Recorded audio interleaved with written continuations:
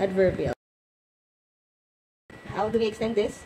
There are three options. It's either you have the adverbial clause, adverbial phrase, or the prepositional phrase. So, among the three, you just have to choose one. Let us try to extend the following.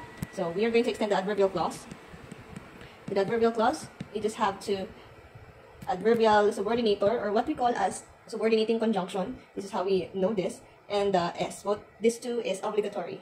Then we have the adverbial phrase. Okay. With the adverbial phrase, there are options such as intense. Sorry, let's have this one. Intense to the nth power, and of course the obligatory adverb. Then, with this part, okay, with the prepositional phrase, we all know this already, right? So we have here the prep and the NP. There are actually two options here. We already know the S.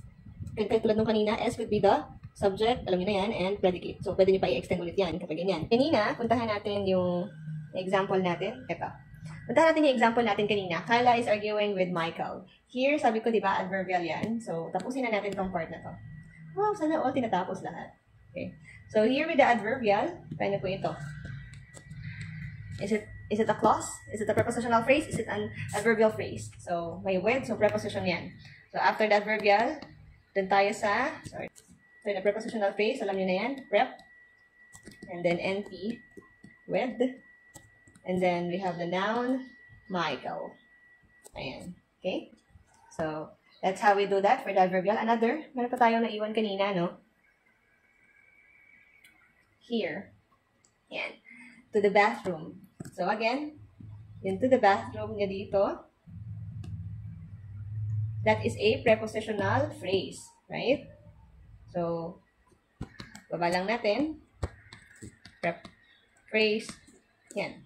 Tapos, simple as prep. NP. Sorry, nakakalimutan ko ata maglagay ng NP kanina, no? So, basta tandaan niyo lagi may NP muna. NP and then to that art the noun bathroom. Ayan. So paano naman kapag adverbial clause na yung ginagamit? Subject and then the predicate. Then with this, we have the noun phrase. Under the noun phrase, we have the determiner, article, the. Next, we have the word boys. Dito tayo. So, the noun, then boy, kasi maglalagay dito tayo ng PL. Kasi nga, plural, boys. Right? Then, went home. Ngayon, punta tayo dito na. Let's have the auxiliary. Okay. This is tense indicator. Past. So, no need to put third person and some such kasi wala namang isa subject-verb agreement kapag past tense verb. Okay. Ito na tayo kay VP. So, how should we put this one?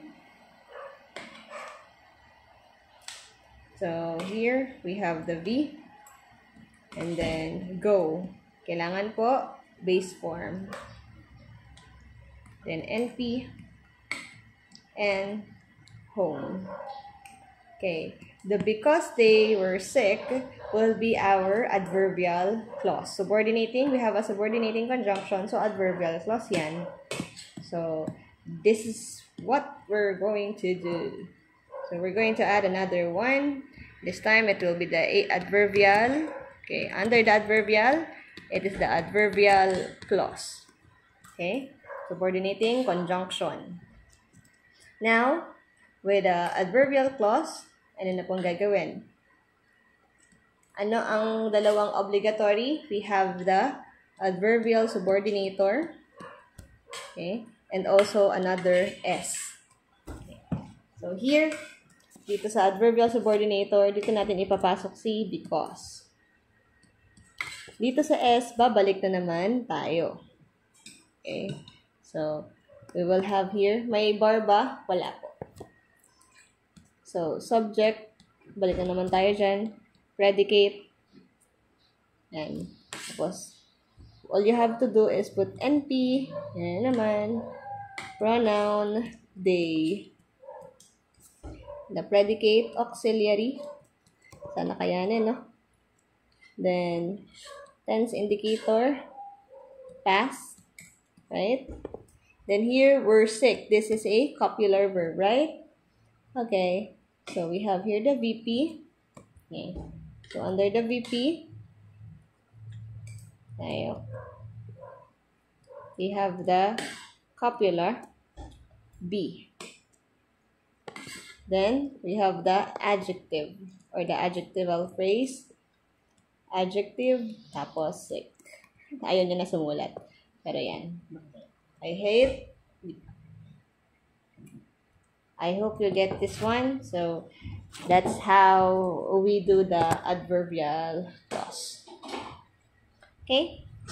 So, yeah. So, please take note and have a good day. I'll be introducing to you more on the next video. Bye-bye.